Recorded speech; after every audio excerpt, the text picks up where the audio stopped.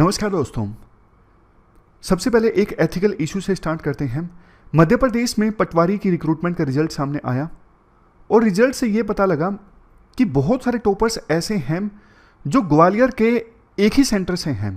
मतलब उन्होंने ग्वालियर के एक सेंटर में एग्जाम दिया था जिसका नाम है NRI, और इन्होंने ना साइन कर रखे हैं सिंपल हिंदी में। जैसे पूजा नाम की लड़की है, उसने अपना नाम ऐसे लिख रखा है सिंपल हिंदी पूजा।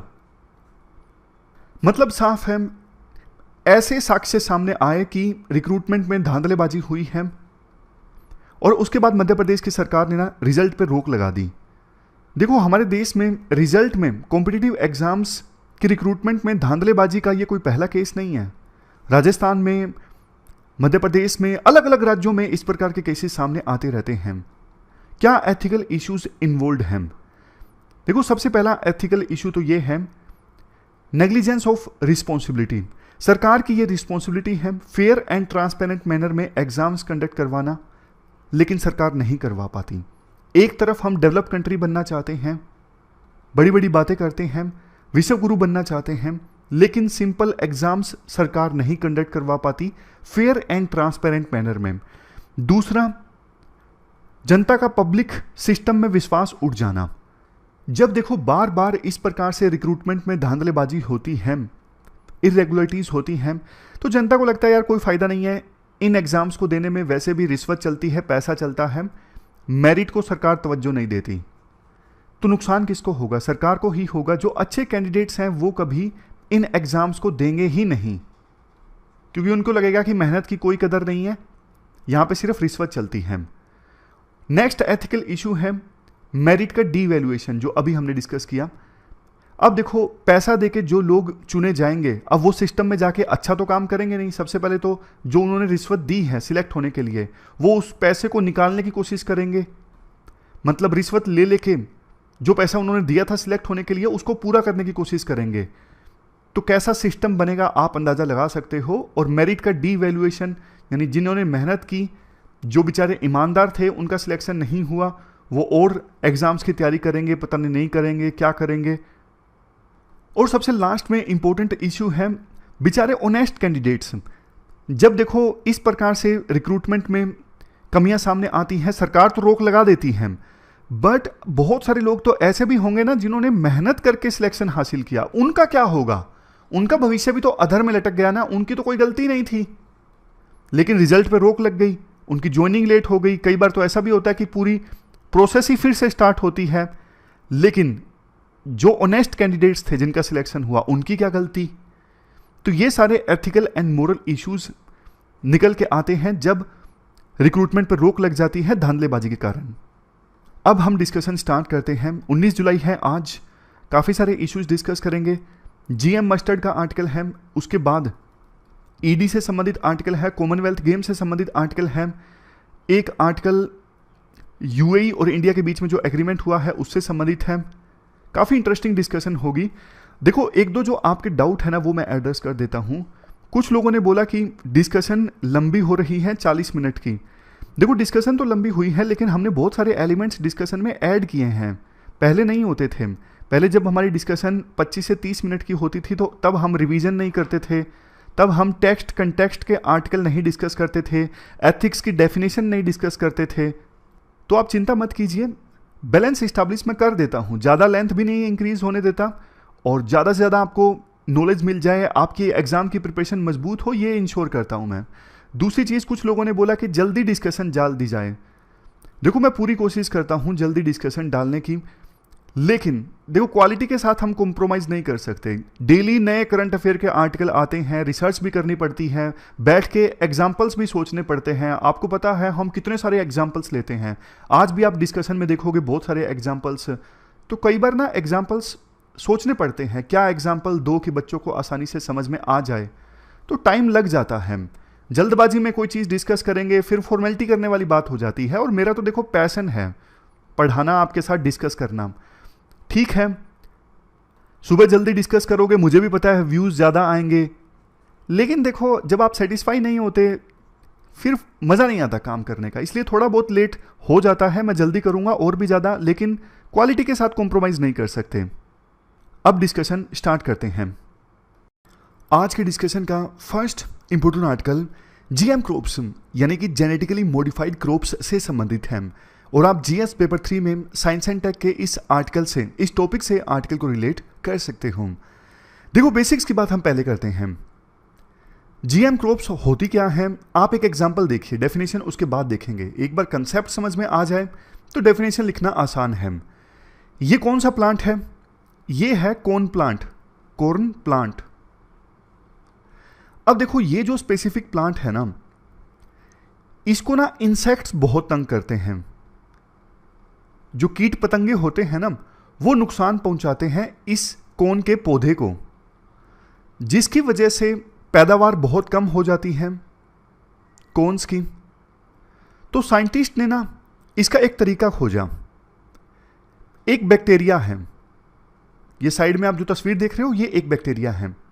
ये इंसेक्ट रेसिस्टेंट है, मतलब इस बैक्टीरिया के जीन्स ऐसे हैं कि जो कीड़े मकोड़े हैं, इंसेक्ट्स हैं, कीट पतंगे हैं, वो इस बैक्टीरिया के नजदीक नहीं आते। इंसेक्ट्स को रेसिस्ट करता है ये बैक्टीरिया, क्योंकि बैक्टीरिया के अंदर ऐसे जीन्स हैं। तो साइंटिस्ट ने सोचा क्यों ना इस बैक्टीरिया से कुछ जीन्स उठाए जाएं और इस कॉर्न प्लांट के डीएनए में डाल दिया जाए, ताकि ये जो बैक्टीरिया है ये इंसेक्ट्स को रेसिस्ट करता है। अब जीन आ गए, वही जीन डाल दिए गए, इंसर्ट कर दिए गए इस कॉर्न प्लांट के डीएनए में। तो ये कॉर्न प्लांट है, ये भी इंसेक्ट्स को रेसिस्ट करेगा। कीट पतंगे, इंसेक्ट्स इस कॉर्न प्लांट के भी नजदीक नहीं आएंगे। फायदा ये होगा, पहले जो ये इंसेक्ट्स नुकसान पहुंचाते थे कॉर्न प्लांट को, नुकसान नहीं पहुंचाएंगे और पैदावार ज्यादा हो जाएगी कॉर्न प्लांट की। समझ गए? मतलब कंसेप्ट आपको क्लियर हो गया। अब आप नीचे की ये लाइंस पढ़िए।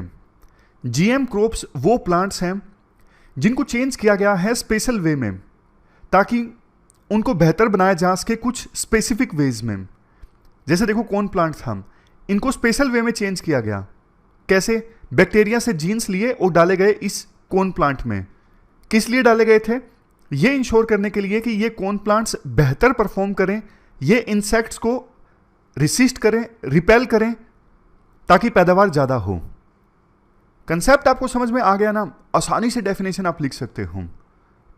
अब देखो, एक चीज यहां पे ध्यान रखिएगा, बैक्टीरिया से जीन्स हमने उठाए इस एग्जाम्पल में, लेकिन ये जो जीन्स है ना, किसी दूसरे प्लांट से भी उठाए जा सकते हैं या फिर किसी दूसरे ऑर्गेनिज्म से भी उठाए जा सकते हैं। दोनों से उठाए जा सकते हैं डालने के लिए जिस प्लांट में आपको वो जीन्स डालने हैं। अब देखो एक चीज, क्या जीएम क्रॉप्स हमारे देश में अलाउड है? देखो, सिर्फ एक जीएम क्रॉप को अप्रूवल मिला है जिसका नाम है बीटी कॉटन। अभी और क्रॉप्स के लिए अप्रूवल मांगा जा रहा है, उसी को लेके ये आर्टिकल पब्लिश हुआ है। क्या दूसरी क्रॉप्स के लिए, खास करके ये जो आर्टिकल फोकस करता है ना, मस्टर्ड पे फोकस करता है, मस्टर्ड यानी सरसों। इशू देखो ये है, जहां एक तरफ सरकार genetically modified herbicide tolerant mustard को अप्रूवल देना चाहती है, दूसरी तरफ कुछ इन्वायरमेंटलिस्ट ऐसे हैं जो कहते हैं कि भैया रुक जाओ, पहले जांच लो, पहले देख लो रिस्क कितना है, बाद में आप अप्रूवल देना। तो दोनों के बीच में जो लड़ाई है ना, एक तरफ सरकार, दूसरी तरफ कुछ इन्वायरमेंटलिस्ट, दोनों के बीच में लड़ाई अभी सुप्रीम कोर्ट में है। अब देखो, थोड़े बेसिक्स और मैं आपके क्लियर करता हूं। ये genetically modified herbicide tolerant mustard क्या है, मैं आपको एग्जाम्पल की सहायता से बताता हूं। आप ये देखिए, ये कौन सा खेत है? ये मस्टर्ड का खेत है, यानी सरसों का खेत है। लेकिन ये जो पौधा है, ये तो सरसों नहीं है। ये क्या है? ये अनवांटेड प्लांट है। जो अनवांटेड प्लांट्स होते हैं ना क्रॉप्स के आसपास, उनको वीड्स बोलते हैं। अब ये जो अनवांटेड प्लांट्स होते हैं क्रॉप्स के नजदीक, ये क्रॉप्स के लिए जो रिसोर्स एलोकेट किए गए हैं ना, फॉर एग्जांपल पानी वगैरह, वो चूस लेते हैं, जिससे क्रॉप्स के जो पौधे हैं ना, उनको रिसोर्स नहीं मिल पाते, तो उनकी जो ग्रोथ है वो प्रभावित होती है, पैदावार कम होती है। एक काम ये हो सकता है, किसान स्प्रे कर दें हब्स को मारने के लिए, जो अनवांटेड प्लांट्स है ना उनको मारने के लिए किसान स्प्रे कर दें, हर्बिसाइड का इस्तेमाल कर दें, केमिकल्स का यूज़ कर लें। अब देखो दिक्कत ये है, कई बार ना किसान जब हर्बिसाइड्स यानी केमिकल्स का इस्तेमाल करते हैं ना तो मस्टर्ड के पौधे को भी नुकसान पहुंच जाता है। तो पता लगा लेने के देने पड़ गए, मारने तो हर्ब्स थे लेकिन मस्टर्ड की फसल को भी नुकसान हो गया स्प्रे से। लेकिन देखो ये जो नई वैरायटी है ना जीएम हर्बिसाइड टॉलरेंट मस्टर्ड, इसमें ना एक क्वालिटी है।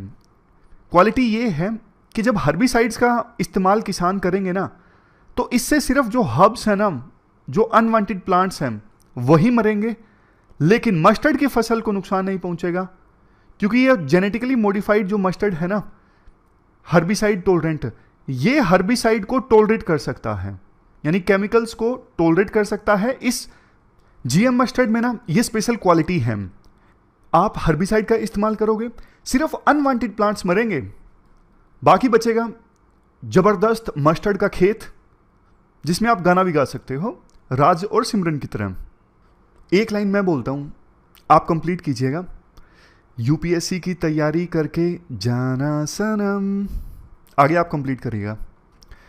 देखो पिछले 2 दशकों में ना हमारे देश में ना एक डिबेट चल रही है, अलग अलग scientist, politicians, farmers, consumers, even judiciary, सब मिलके ना इन क्वेश्चंस के आंसर्स की तलाश कर रहे हैं। जीएम क्रॉप्स यूज करना क्या सेफ है? ऐसा तो नहीं कि जीएम क्रॉप्स को कंज्यूम करने से ह्यूमन हेल्थ पर असर पड़ेगा। देखो बीटी कॉटन की अलग बात थी, कॉटन को हम कंज्यूम नहीं करते, बट मस्टर्ड का तेल हम इस्तेमाल करते हैं, ये ह्यूमन कंजम्पशन में इस्तेमाल होता है। तो क्या ह्यूमन की सेहत पे असर पड़ेगा इस जीएम मस्टर्ड से? एफिकेसी पर भी डिबेट हो रही है, कितने एफिशिएंट हैं ये, मतलब जो डिजायर्ड आउटकम की बात की जा रही है कि हाँ इससे पैदावार बढ़ेगी, क्या वास्तव में उतनी पैदावार बढ़ेगी या नहीं बढ़ेगी? सबसे लास्ट में नेसेसिटी ऑफ जीएम फूड, मतलब क्या कोई और सॉल्यूशन नहीं है? क्या इसे यूज करना अब एक बहुत ज्यादा जरूरी हो गया है कि हाँ जीएम क्रॉप्स आपको यूज करना ही है, इसके अलावा अब और कोई अल्टरनेटिव सॉल्यूशन नहीं है? तो इन इश्यूज पे ना पिछले 2 दशकों से डिबेट चल रही है। बीटी कॉटन के बारे में मैंने आपको बताया, first and only GM crop है हमारे देश में जिसे अप्रूवल मिला है। अब देखो इसके रिजल्ट क्या रहे। बीटी कॉटन का इस्तेमाल होने लगा हमारे देश में 2002 के बाद से। कुछ लोग बोलते हैं कि इससे कॉटन की पैदावार हमारे देश में बहुत ज़्यादा बढ़ गई, लेकिन आज के जो ये राइटर है ना, इनका पक्ष तो जीएम क्रॉप्स के अगेंस्ट है। तो जाहिर तौर पे ये जीएम क्रॉप के अगेंस्ट ही बोलेंगे, ये बोलेंगे बीटी कॉटन से कुछ खास फायदा नहीं हुआ। ये कहते हैं कि बीटी कॉटन का इस्तेमाल करने की वजह से ना किसानों को उतना फायदा नहीं हुआ।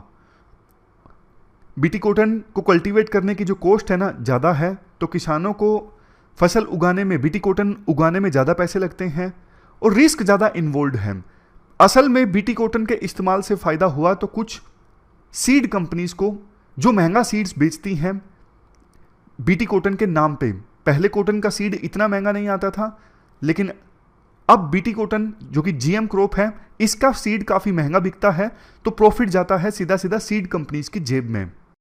चूंकि देखो इशू 20 साल पुराना है और काफ़ी सेंसिटिव मामला है, तो पार्लियामेंट ने ना 2 स्टैंडिंग कमेटीज गठित की थी, जिनको काम दिया गया था कि आप इंडिपेंडेंटली काम कीजिए और पता लगाइए कितनी सेफ है जीएम क्रॉप्स का इस्तेमाल। इवन सुप्रीम कोर्ट ने भी एक टेक्निकल एक्सपर्ट कमेटी का गठन किया था पता लगाने के लिए कि जीएम क्रॉप को यूज करना कितना सेफ है।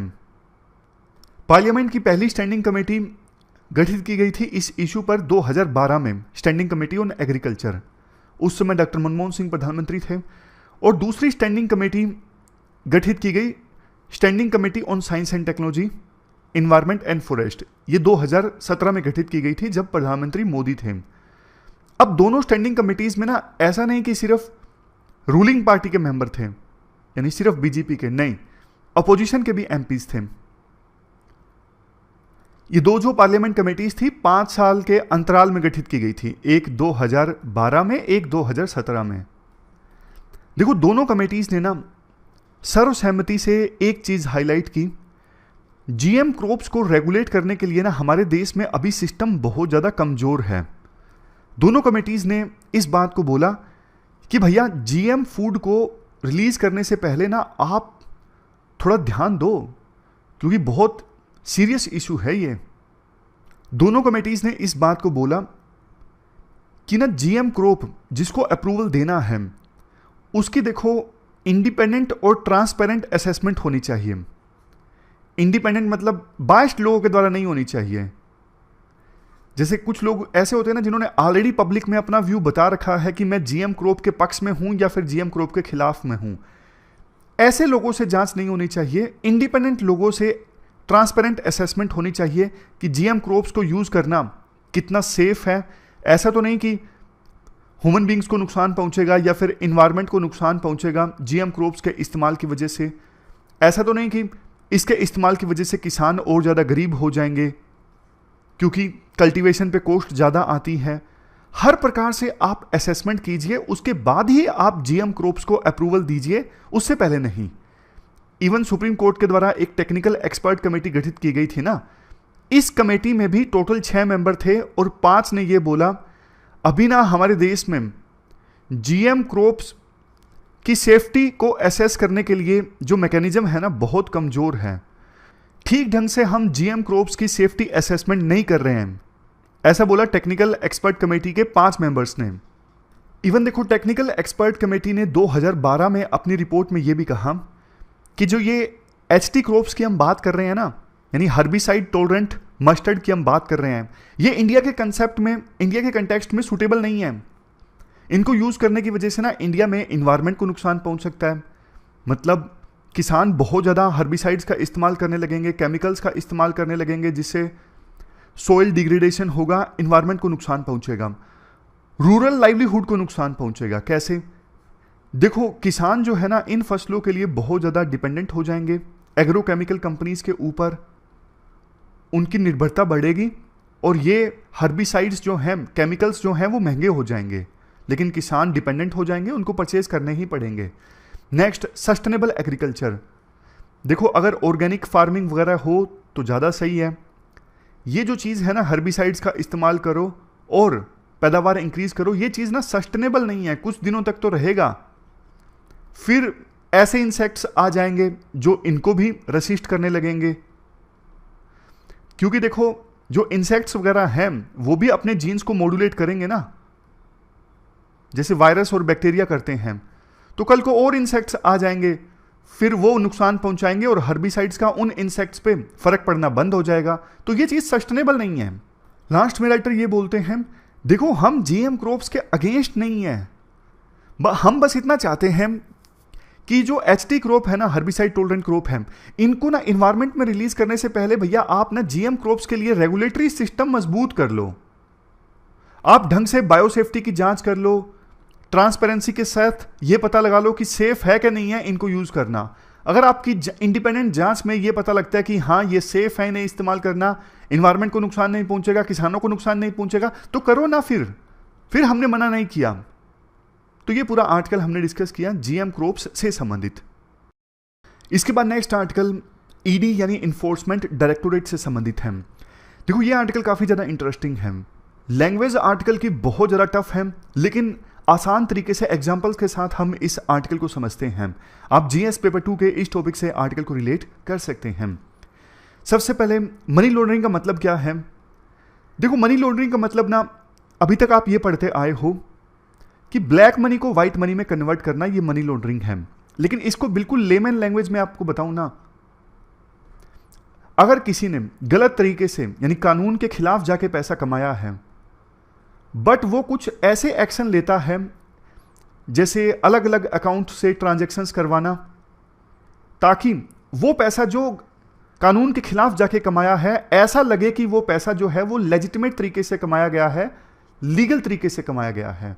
पैसा कमाया इलीगल तरीके से, लेकिन कुछ ऐसी एक्टिविटीज की ताकि सरकार को ये लगे कि पैसा कानून के खिलाफ जाके नहीं बल्कि कानून के हिसाब से कमाया है, लीगल तरीके से कमाया है। जैसे एग्जाम्पल के तौर पर मान लीजिए कोई ब्यूरोक्रेट है। ब्यूरोक्रेट वैसे पढ़ा नहीं सकते नौकरी के साथ, लेकिन समझने के लिए समझ लीजिए।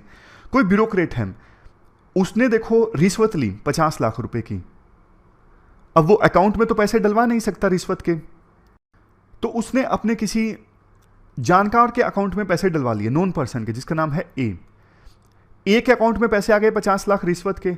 फिर ए को बोला कि आप बी के अकाउंट में डाल दो, बी को बोला अब आप सी के अकाउंट में डाल दो, सी को बोला आप डी के अकाउंट में डाल दो, डी को बोला ई के अकाउंट में डाल दो। और ई एक कोचिंग संस्थान का मालिक है जो दोस्त है ब्यूरोक्रेट का। और बाद में फाइनली ई को ब्यूरोक्रेट ने बोला कि आप मेरे अकाउंट में 50 लाख रुपए डाल दो और आप अपने अकाउंट्स में दिखा दो कि मैंने आपके यहां पे लेक्चर लिए हैं। तो ये क्या हुआ? मनी लॉन्ड्रिंग हुआ। पैसा रिश्वत का था लेकिन उसको बार बार अलग अलग अकाउंट्स में घुमाया गया, फाइनली पहुंच गया ब्यूरोक्रेट के अकाउंट में, ताकि सरकार को लगे कि ये रिश्वत का पैसा नहीं है, मेहनत का पैसा है। जबकि ब्यूरोक्रेट ने कोई लेक्चर नहीं लिया, कोई स्पीकिंग का काम नहीं किया, मतलब कोई गेस्ट लेक्चर नहीं लिया, सीधा बस अलग अलग अकाउंट्स में पैसा राउट किया। तो ये मनी लॉन्ड्रिंग है। समझ गए? अब मनी लॉन्ड्रिंग को रोकने के लिए एक संस्थान है ईडी, यानी इन्फोर्समेंट डायरेक्टोरेट। मनी लॉन्ड्रिंग को रोकने के लिए ना 2002 में एक एक्ट आया था। एक्ट का नाम है prevention of money laundering act, यानी पीएमएलए, 2002 में आया था। इस एक्ट के तहत ना इन्फोर्समेंट डायरेक्टोरेट को काम दिया गया कि आप मनी लॉन्ड्रिंग को रोकिए, और बहुत सारी पावर्स भी दी गई। जैसे क्राइम की जो प्रोसीड्स हैं उनको अटैच किया जा सकता है। फॉर एग्जांपल ब्यूरोक्रेट का एग्जांपल था ना। अब जैसे ही ईडी को मान लीजिए शक हो गया उस ब्यूरोक्रेट पे कि वो 50 लाख रुपए थे वो रिश्वत के हैं, तो ईडी जांच करते करते ना सस्पेक्ट के जो अकाउंट है ना वो फ्रीज कर सकती है, यानी रोक सकती है कि ब्यूरोक्रेट को कि अभी आप 50 लाख रुपए ये इस्तेमाल नहीं कर सकते, रुक जाइए, आपका अकाउंट हमने फ्रीज कर दिया है।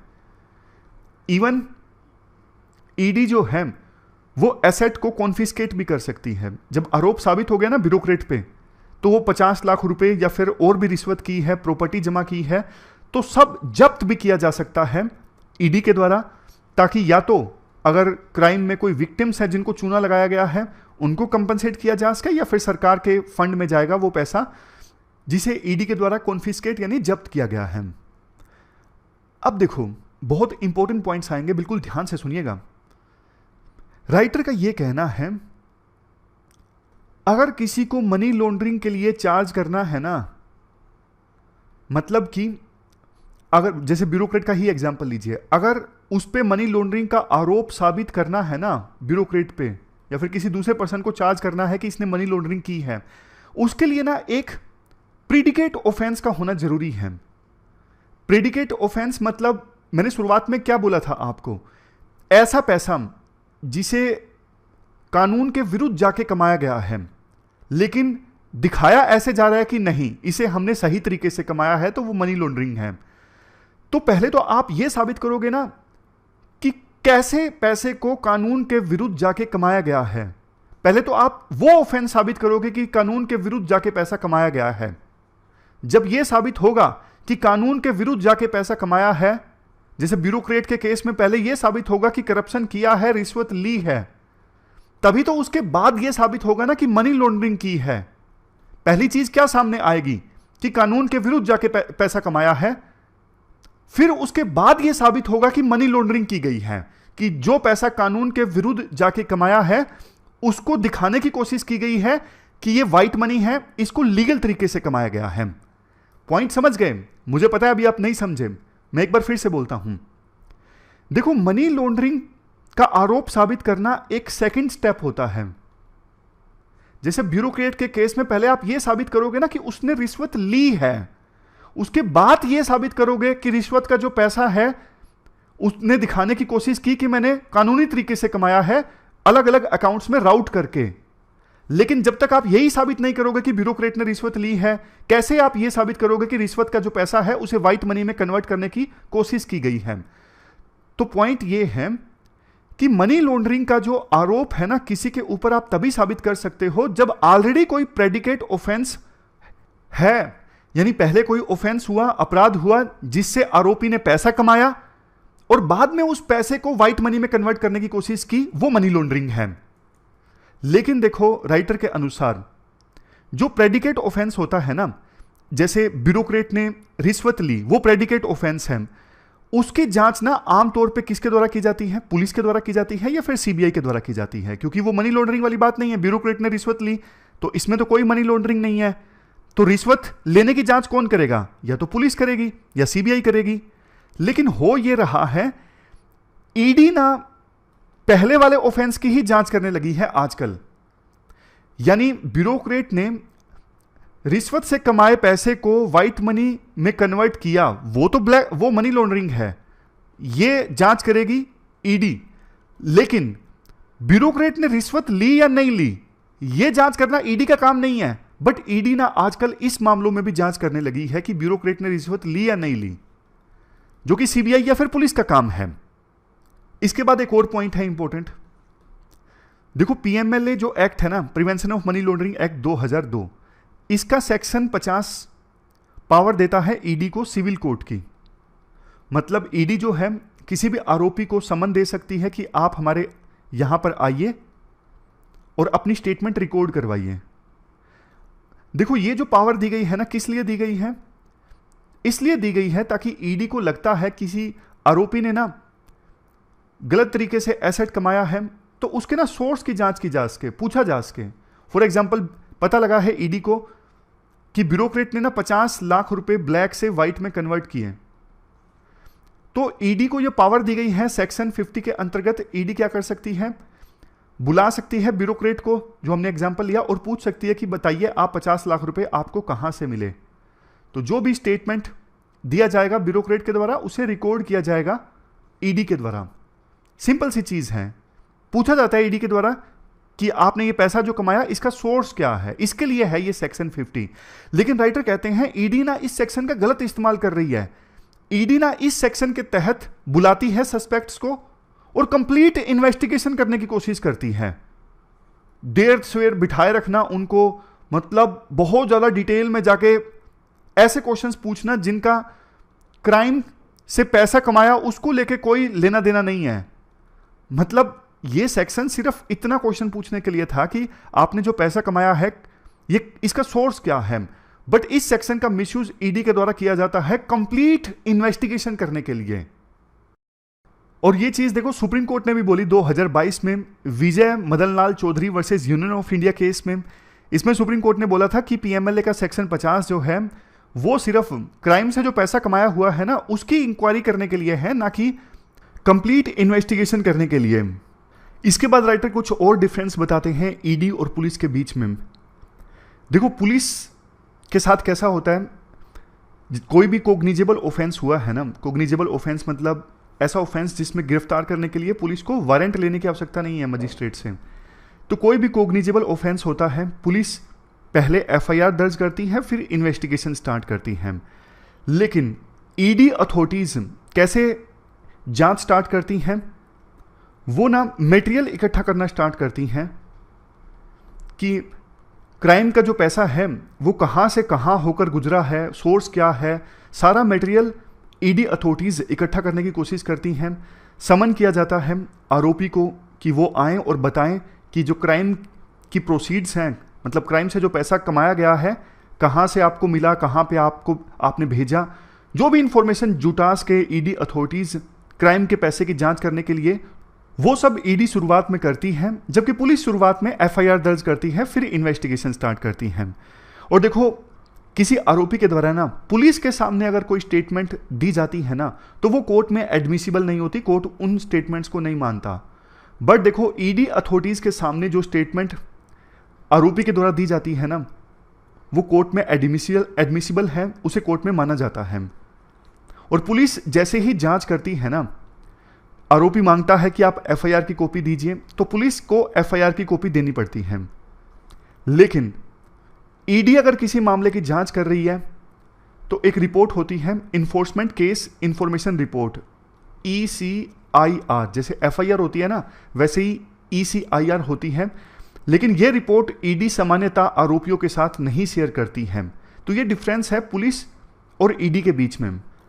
राइटर कहते हैं 2002 में जब यह बिल आया था ना, prevention of money laundering bill, तो उस समय यूनियन मिनिस्टर ऑफ फाइनेंस थे जसवंत सिंह। उन्होंने बोला था कि हम ईडी को ऐसी कोई रिस्पॉन्सिबिलिटी नहीं दे रहे हैं कि वो पुलिसमैन की तरह एक्ट करें, इसका इस्तेमाल नहीं किया जाएगा। इंटेंशन कुछ भी ऐसी नहीं है कि जो पॉलिटिकल ओपोनेंट्स हैं उनको डराने धमकाने के लिए इस एक्ट का इस्तेमाल किया जाएगा। लेकिन देखो, ये आयरनी है, हमारे देश का दुर्भाग्य है कि आज के समय में ना ईडी, इस एजेंसी का काफ़ी दुरुपयोग होता है। जितने पॉलिटिशियंस के ऊपर केस चल रहा है ना इसमें मनी लॉन्ड्रिंग में, वो ज़्यादातर देखो अपोजिशन के हैं।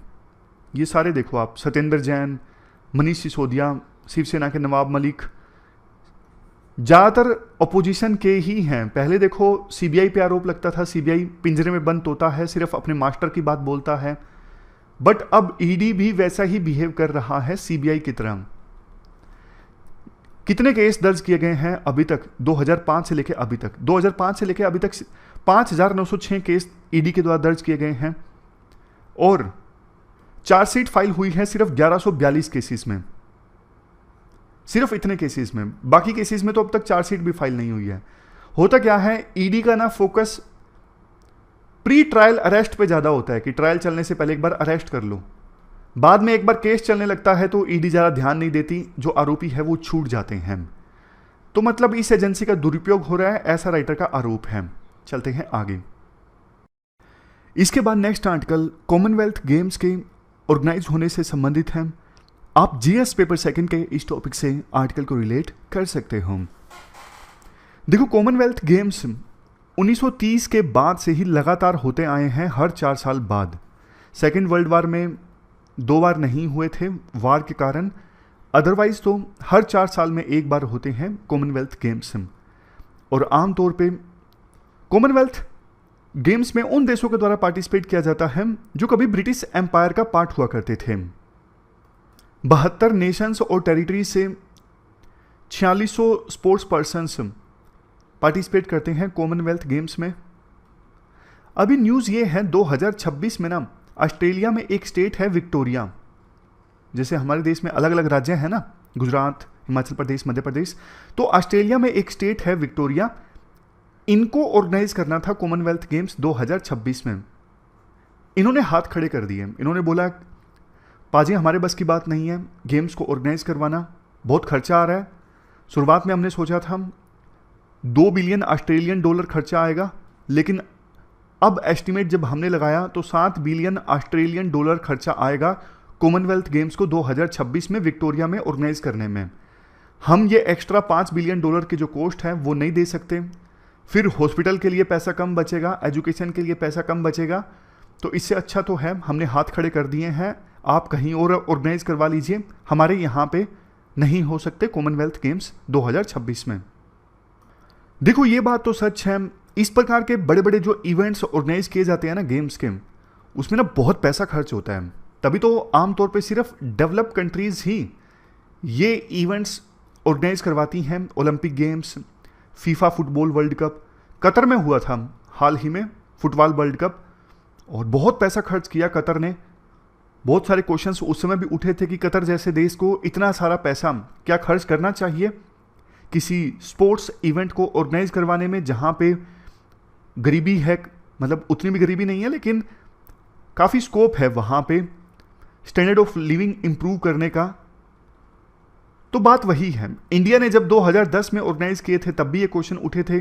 2010 में ना कॉमनवेल्थ गेम्स इंडिया में हुए थे, तब भी कुछ एक्सपर्ट्स ने बोला था कि क्या फ़ायदा इन गेम्स को इंडिया में ऑर्गेनाइज करवाने का, इतना खर्चा हो गया, इंडिया में इतनी सारी गरीबी है, उन गरीबों को पैसा देते, गरीबी रेखा से ऊपर लाने के लिए कुछ स्कीम्स चलाते। मैं आपको ना थोड़े फायदे नुकसान बताता हूँ। गेम्स जब किसी देश में ऑर्गेनाइज होते हैं ना, तो वहाँ पे टूरिस्ट आते हैं, इकोनॉमी को फ़ायदा होता है, इसी बहाने इंफ्रास्ट्रक्चर भी अच्छा से डेवलप हो जाता है, गेम्स के बहाने सॉफ्ट पावर को दिखाने का मौका मिलता है। और जब गेम्स किसी देश में ऑर्गेनाइज होते हैं तो स्पोर्ट्स भी प्रमोट होता है उस देश में। नुकसान क्या होता है? जाहिर तौर पे सबसे पहला नुकसान, बहुत सारा खर्चा हो जाता है, कॉस्ट काफ़ी ज़्यादा आती है इस प्रकार के गेम्स को ऑर्गेनाइज करवाने में। इन्वायरमेंटल कॉस्ट काफ़ी ज़्यादा आती है, दुनिया भर से टूरिस्ट और स्पोर्ट्स पर्सन्स यहाँ पे आते हैं। अब पैदल तो आएंगे नहीं, फ्लाइट्स पे आएंगे, फ्लाइट्स चलती हैं बहुत ज़्यादा, तो कार्बन का एमिशन होता है। नेक्स्ट नुकसान लोकल लोगों को होता है। लोकल लोगों को बड़े बड़े इवेंट्स के ऑर्गेनाइज होने की वजह से काफ़ी नुकसान होता है। हालांकि इसका अलग एस्पेक्ट भी है, उनको प्राउड भी महसूस होता है कि हमारे देश में, हमारे शहर में गेम्स ऑर्गेनाइज हो रही हैं। तो इस प्रकार से कुछ प्रोज एंड कॉन्स हमने समझे। अब फिर से आर्टिकल पे आते हैं। आर्टिकल में देखो ये कहा जाता है कि ऐसा पहली बार तो नहीं है कि किसी ने ऐन मौके पर हाथ खड़े कर दिए हों कि हमारे बस की बात नहीं है गेम्स को ऑर्गेनाइज करवाना। इवन 2022 से पहले 2017 तक ना साउथ अफ्रीका के शहर डरबन को ये गेम्स ऑर्गेनाइज करवाने थे, लेकिन 2017 में उन्होंने हाथ खड़े कर दिए। तो ऐन मौके पर इंग्लैंड ने हाँ की, चलो कोई नहीं करवा रहा तो हम करवा लेते हैं। तो बर्मिंघम में 2022 के ये जो गेम्स हैं ऑर्गेनाइज किए गए, यानी डरबन ने भी ऐन मौके पे हाथ खड़े कर दिए थे। अब ठीक वैसा ही किया है विक्टोरिया ने, ऑस्ट्रेलिया के स्टेट ने। अब देखो राइटर ये बोलते हैं, इतने कम समय में किसी अल्टरनेटिव को ढूंढना कॉमनवेल्थ स्पोर्ट्स फेडरेशन के लिए आसान नहीं होगा। वो अथॉरिटी जो इन गेम्स को ऑर्गेनाइज करवाती है, मतलब कंट्रोल करती है, रेगुलेट करती है, तो उस फेडरेशन के लिए इतना जल्दी कोई अल्टरनेटिव ढूंढना आसान काम नहीं होगा। ये देखो वास्तव में एक लग्जरी है इस प्रकार के गेम्स को ऑर्गेनाइज करवाना। 22 एडिशन हुए हैं कॉमनवेल्थ गेम्स के, 22 में से 18 तो सिर्फ 5 देशों के द्वारा ही होस्ट किए गए हैं। यानी कुछ ही देश जो हैं वो इन गेम्स को होस्ट कर पाते हैं क्योंकि खर्चा ज़्यादा आता है। अभी तो देखो खबर ये भी आ रही है कि अहमदाबाद सिटी जो है वो बिड कर सकती है कि हम इन 2026 के एडिशन को होस्ट करना चाहते हैं। गुजरात सरकार के सोर्सेज ने कहा है 2030 की तो हम वैसे भी तैयारी कर रहे थे कि 2030 के लिए हम बिड करेंगे, 2030 के कॉमनवेल्थ गेम्स और 2036 के ओलंपिक गेम्स, इनके लिए हम बिड करेंगे, हमारी पहले से तैयारी है। लेकिन अब एकदम से विक्टोरिया ने हाथ खींच लिए हैं तो हमारे पास मौका है, हम बिड कर सकते हैं। बट दिक्कत है इंफ्रास्ट्रक्चर की। हमारी प्लानिंग के हिसाब से इंफ्रास्ट्रक्चर हमारे देश में तैयार हो जाना था अहमदाबाद में 2028 तक, लेकिन इतना जल्दी क्या इंफ्रास्ट्रक्चर तैयार हो पाएगा ये देखने वाली बात होगी। और देखने वाली बात ये भी होगी गुजरात सरकार के प्लान को सेंट्रल गवर्नमेंट हाँ भरती है या नहीं भरती है। तो ये इंपॉर्टेंट पॉइंट्स हैं। बाकी तो देखो पॉलिटिक्स के बारे में भी लिखा गया है कि ऑस्ट्रेलिया में विक्टोरिया ने हाथ पीछे खींचे तो वहाँ पे पॉलिटिक्स हो रही है। अपोजिशन वाले कह रहे हैं कि ह्यूमिलिएशन हो गया है हमारा बहुत ज़्यादा, आपने हाथ खड़े कर दिए कोस्ट के कारण। तो ऑस्ट्रेलिया में वहाँ के प्रधानमंत्री ने भी बोला कि ये तो हैरानी वाली बात है, नाम खराब हो गया मतलब ऑस्ट्रेलिया का। तो ये सारे पॉइंट्स हैं। आप कमेंट बॉक्स में बताइए कि किसी भी देश के द्वारा ये बड़े बड़े गेम्स ऑर्गेनाइज किए जाने चाहिए, नहीं किए जाने चाहिए। आपके हिसाब से इतना पैसा खर्च करना इन इवेंट्स पे सही है या गलत है। चलते हैं आगे। इसके बाद देखो टेक्स्ट कंटेक्स्ट का एक आर्टिकल है। प्रधानमंत्री मोदी यूएई की यात्रा पर गए थे और काफ़ी सारे एग्रीमेंट साइन हुए, जिसमें से एक पर हमने कल काफ़ी फोकस किया था कि दोनों देशों की कंपनीज के बीच में अब ट्रेड रुपी और दिरहाम में हो सकता है, डॉलर के ऊपर डिपेंडेंसी खत्म होगी। और अच्छी बात एक ये है, अभी ना होता क्या था, डॉलर के ऊपर डिपेंडेंसी के कारण दोनों कंपनीज आपस में ट्रेड करती थी ना, तो एक्सचेंज रेट वोलेटाइल होने के कारण ट्रेड में काफ़ी इंस्टेबिलिटी आ जाती थी। कल हमने एग्जाम्पल की सहायता से ये समझा था। बट आज दो अलग पॉइंट्स ये हैं, जैसे हमारे देश में यूपीआई है ना, वैसे ही यूएई में है आईपीपी, इंस्टेंट पेमेंट प्लेटफॉर्म। हमारे देश में है यूपीआई, यूनाइटेड पेमेंट इंटरफेस। दोनों का आपस में इंटीग्रेशन हो गया है। रेमिटेंस में काफ़ी फायदा होगा इससे। इवन कार्ड्स का भी इंटीग्रेशन हो गया है। जैसे रुपे स्विच है, हमारे देश में रुपे कार्ड चलता है, वहाँ पे है यूएई स्विच, यूएई के कार्ड्स हैं, दोनों का आपस में कनेक्शन हो गया। अब इसका फ़ायदा ये होगा, वहाँ पे काम करने वाला कोई पर्सन है, वो इंडिया में पैसा भेजना चाहता है। पहले क्या होता था, उसे लोकल बैंक में जाना पड़ता था पैसा भेजने के लिए, या फिर मनी ट्रांसफ़र करने वाली कंपनीज हैं उनके पास जाना पड़ता था। काफ़ी ट्रांजैक्शनल कॉस्ट पड़ती थी, कमीशन काफ़ी कट जाता था। बट अब चूंकि यूपीआई और आईपीपी का इंटरफेस हो गया है, तो यूपीआई की सहायता से भी वहाँ काम करने वाला पर्सन पेमेंट कर सकता है, पैसे आ जाएंगे घर और कमीशन कटेगा बहुत कम। फ़ायदा होगा इंडियन डायस्पोरा के लोग जो वहाँ पे रहते हैं, ज़्यादा पैसे अब अपने घर भेज सकेंगे, ट्रांजैक्शनल कॉस्ट बहुत कम आएगी। सिमिलर एग्रीमेंट्स इंडिया ने सिंगापुर के साथ भी साइन किए। आने वाले समय में और देशों के साथ भी साइन करेगा। तो अच्छी चीज़ है ये, डॉलर के ऊपर डिपेंडेंसी कम हो रही है और रुपी का जो हम इंटरनेशनलाइजेशन करना चाहते हैं वो हो रहा है। इसके बाद नेक्स्ट आर्टिकल टेक्स्ट कंटेक्स्ट का। देखो एक ज़बरदस्त एग्जाम्पल आप यूज़ कर सकते हो जब भी आपको जेंडर डिस्क्रिमिनेशन के बारे में लिखना है ना। महाराष्ट्र के सतारा का ये एग्जाम्पल है। देखो सिचुएशन काफ़ी इंप्रूव हुई है बट अभी भी सन प्रेफरेंस काफ़ी ज़्यादा है। बेटा और बेटी में बेटे की प्रेफरेंस ज़्यादा रहती है पेरेंट्स की। उनको लगता है कि बेटा जो है वंश को आगे बढ़ाएगा, बुढ़ापे में ख्याल रखेगा। तो महाराष्ट्र के सतारा डिस्ट्रिक्ट में ना, वहाँ पे बहुत से पेरेंट्स के द्वारा ना अपनी बेटियों का नाम दिया जाता है इस प्रकार से, नाकोसी, नकुशा, नकुशा। इसका मतलब होता है अनवांटेड। मराठी में इसका मतलब होता है अनवांटेड। आप में से बहुत से लोग मराठी बैकग्राउंड से हैं, आप बताइए। तो ना खास करके सतारा में पुअर इकोनॉमिक बैकग्राउंड के जो पेरेंट्स हैं ना, उनको निराशा हाथ लगती है, बेटे के बजाय बेटी हुई, तो वो अपनी बेटी का नाम रख देते हैं इस प्रकार से, नकोसी, नकुशा। तो उससे ना गर्ल्स की ना साइकोलॉजी पे, जब वो धीरे धीरे बड़ी होती हैं, उनकी साइकोलॉजी पे बहुत बुरा असर पड़ता है कि हम अनवांटेड हैं। उनको कई बार तो एहसास भी नहीं होता कि उनके साथ कितना डिस्क्रिमिनेशन होता है घर में। तो लोकल प्रशासन ने एक मुहिम स्टार्ट की कि इन लड़कियों का नाम चेंज किया जाए ताकि वो अच्छा महसूस करें। कुछ लड़कियों ने अपना नाम चेंज भी किया 80 के आसपास। लेकिन आपको पता है हमारे देश में ब्यूरोक्रेटिक हर्डल्स कितनी ज़्यादा होती हैं। नाम चेंज करने का सर्टिफिकेट मिल गया लेकिन अभी भी बहुत सारे डॉक्यूमेंट्स में नाम वही पुराना चल रहा है। तो इसलिए उन लड़कियों ने जिन्होंने अपना नाम चेंज किया वो भी पुराने नाम से ही पहचानी जाने लगी, मतलब ऐसा कुछ खास असर नहीं हुआ। तो ये पॉइंट आप इस्तेमाल कर सकते हो केस स्टडी में या फिर ऐसे में। खास करके ऐसे ऐसे जो एग्जाम्पल्स हैं ना, एग्जामिनर की आंखें खोल देती हैं कि हाँ यार बढ़िया, मतलब फील करवा दिया स्टूडेंट ने।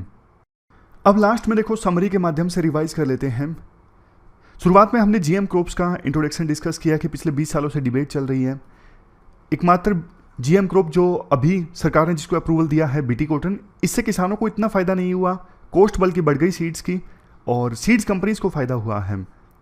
तो बाकी जीएम क्रॉप्स को अप्रूवल मिलना चाहिए, नहीं मिलना चाहिए। 2 कमेटीज़ पार्लियामेंट की आई है, स्टैंडिंग कमेटी, एक सुप्रीम कोर्ट ने गठित की थी, टेक्निकल एक्सपर्ट कमेटी। सबने बोला है रिस्क इन्वॉल्व है, प्रॉपर ढंग से जांच होनी चाहिए, ट्रांसपेरेंट मैनर में, तभी रिलीज़ किया जाए। और यहाँ पे जो मामला है वो है हर्बिसाइड टॉलरेंट जीएम मस्टर्ड की, जिसको सरकार अप्रूवल देना चाहती है। राइटर के अनुसार सरकार के आर्गुमेंट्स मिसलीडिंग है। सरकार ने बायोसेफ्टी का डोजियर नहीं दिया है बार बार मांगे जाने पर भी कि जीएम मस्टर्ड का आपने सर्वे करवाया, मतलब जांच की, इसकी ट्रायल्स करवाए, तो सेफ्टी संबंधित जो रिजल्ट सामने आए वो आप पब्लिक को दीजिए, लेकिन सरकार नहीं दे रही है। सरकार तो ये भी बोल रही है कि जिस जीएम मस्टर्ड को हम अप्रूवल देना चाहते हैं वो एचटी नहीं है, हर्बिसाइड टॉलरेंट नहीं है। लेकिन राइटर कहते हैं सरकार झूठ बोल रही है, कोर्ट में सुप्रीम कोर्ट को मिसलीड कर रही है। अगर जीएम मस्टर्ड को अप्रूवल मिल गया तो बाद में और बहुत सारी अलग अलग क्रॉप्स को मिल जाएगा, जैसे जीएम राइस इत्यादि, जीएम मेज।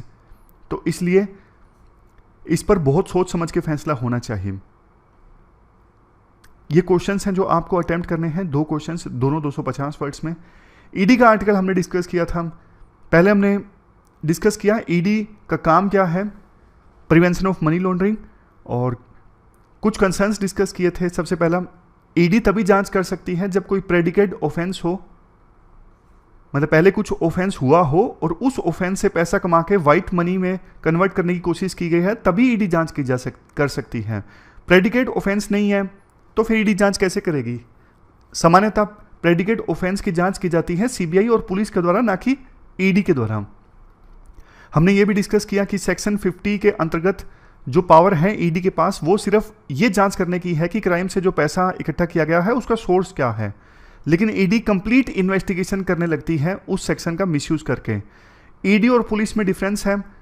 पुलिस पहले एफआईआर दर्ज करती है, उसके बाद जांच स्टार्ट करती है, लेकिन ईडी सीधा इन्वेस्टिगेशन स्टार्ट कर सकती है।